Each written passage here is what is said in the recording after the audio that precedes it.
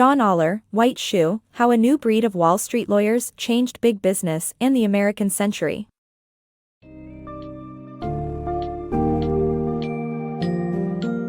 Get ready to dive into the world of White Shoe, How a New Breed of Wall Street Lawyers Changed Big Business and the American Century, by John Oller.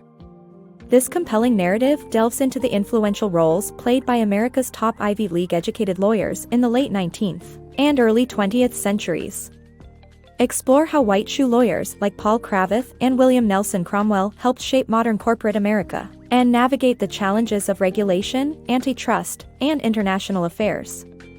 Through their work on major business deals, landmark policies, and transformative legislation, these lawyers left a lasting impact on the American economy and legal landscape.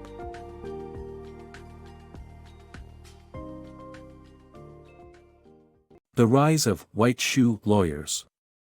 After the Civil War, the United States experienced industrial and urban growth, giving rise to large corporations and their representation by the Ivy League-educated white shoe lawyers.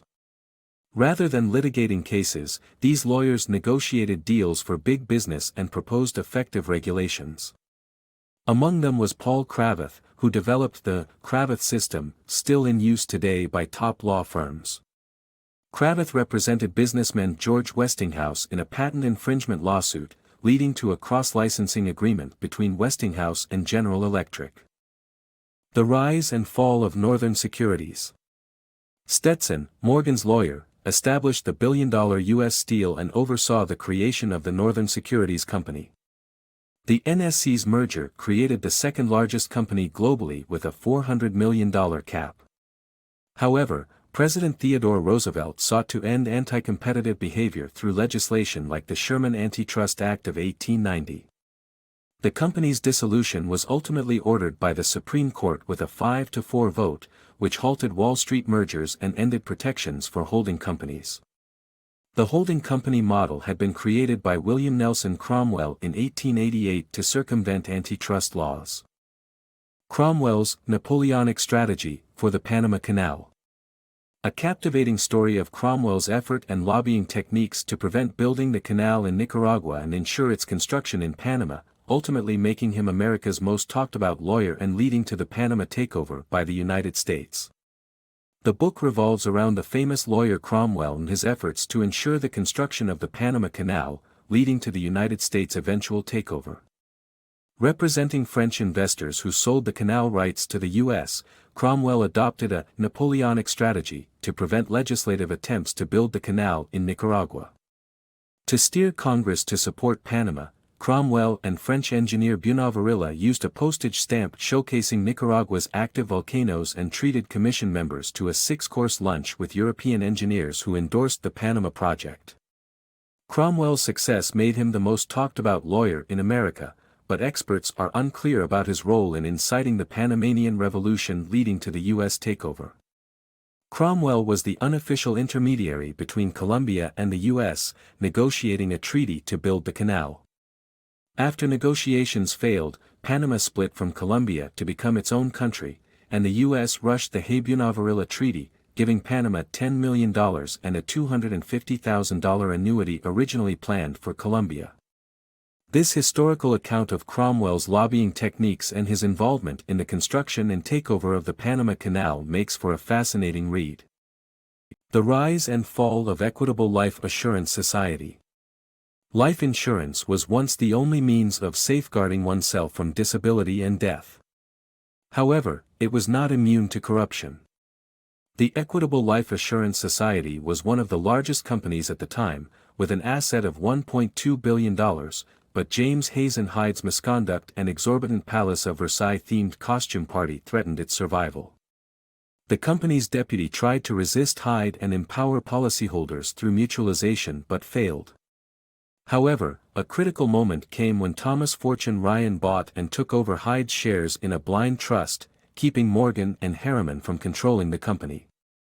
Afterward, an investigation by the Armstrong Committee led by Charles Evans Hughes uncovered the mismanagement of policyholder funds donated for the Republican Party's campaigns.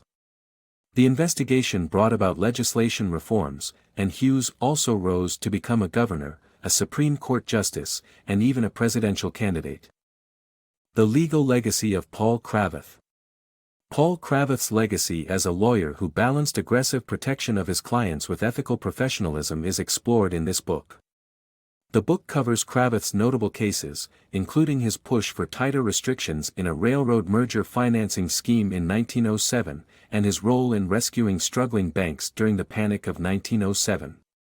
The book also delves into the lawsuits and ethics complaints that Cravath faced, and how he responded by implementing strict rules to maintain his firm's objectivity.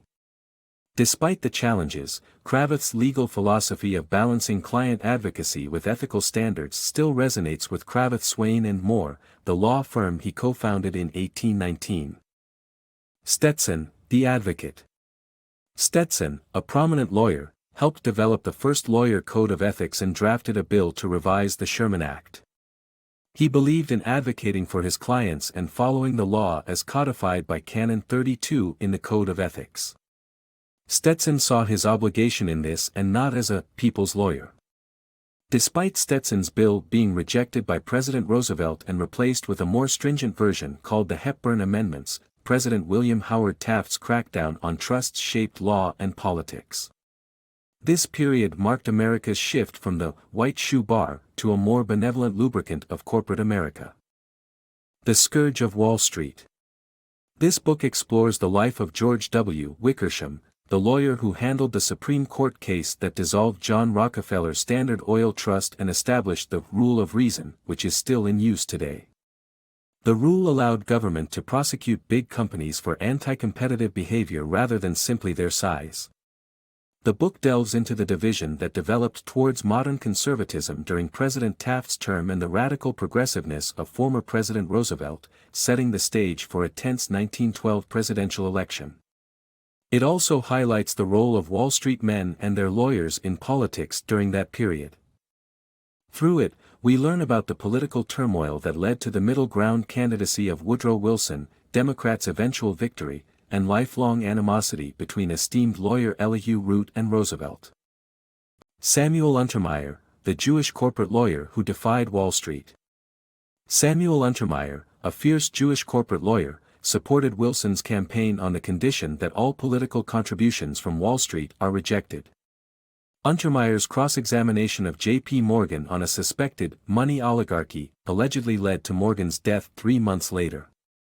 The Peugeot Committee that ensued brought about national banking and currency reforms that persist to this day. Some Wall Street lawyers, including Paul Cravath, participated in a phone blackmail scheme in 1913. The last of the Progressive era's business reforms came in 1914 when Louis Brandeis led an investigation into Morgan's New Haven Railroad monopoly.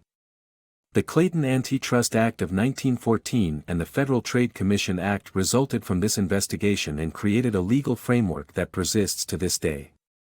Untermyer's clashes with Morgan personify the clash of ideas between new and old. White shoe lawyers in World War I. The book details how the Anglo-Saxon Protestant lawyers led the push for America's entry into World War I, emphasizing the Plattsburgh movement. Paul Cravath, a white shoe lawyer, was among those who experienced the war firsthand. Afterward, the war forged a strong relationship between government and big business, which led to Dulles and other white shoe lawyers' involvement in German reparations. Although white shoe lawyers played a vital role in the United States' entry into the League of Nations, their influence over politics, business, and society declined in the subsequent years.